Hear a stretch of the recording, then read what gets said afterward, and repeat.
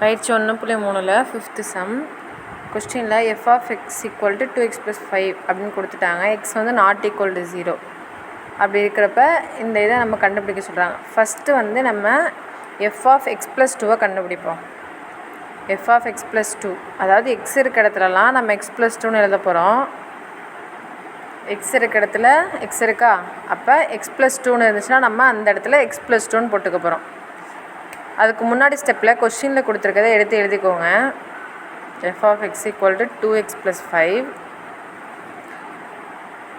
X இருக்க இடத்துல X + 2 போடணும். 2 போட்டாச்சா, எக்ஸ் இருக்க இடத்துல எக்ஸ் + 2 நீங்கள் எழுதுகிறப்ப ப்ளஸ் அந்த 5 அப்படியே போட்டுருங்க.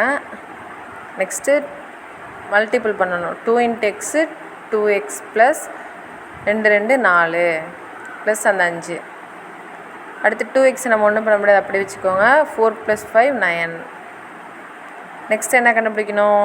F of 2. எக்ஸ் இருக்க இடத்துல நம்ம என்ன பண்ண போகிறோம்? 2ன்னு சப்ஸ்டியூட் பண்ண போகிறோம். 2 எக்ஸ் இருக்க இடத்துல ஒரு 2 ப்ளஸ் 5. இப்போ 2 2 4 ப்ளஸ் 5, 4 5 ஆட் பண்ணிங்கன்னா 9 முடிஞ்சுட்டா. நெக்ஸ்ட்டு அந்த கொஸ்டின் இருக்குது பார்த்தீங்களா, அதை எல்லாத்தையும் ஃபுல்லாக எடுத்து அப்படி எழுதிக்கோங்க. ஏன்னா கண்டுபிடிக்க வேண்டிய எஃப் ஆஃப் எக்ஸ் + 2வையும் எஃப் ஆஃப் 2வையும் நம்ம கண்டுபிடிச்சிட்டோம். அதை வந்து இப்போ பிரதியிட்டால் வேலை முடியும்.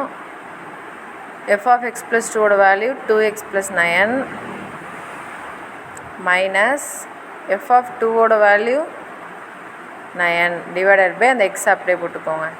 இப்போ +9 -9 ரெண்டும் கேன்சல் ஆகிடும், அதாவது 0 ஆகிடுமா. இப்போ மீதி என்ன இருக்குது? 2x divided by x.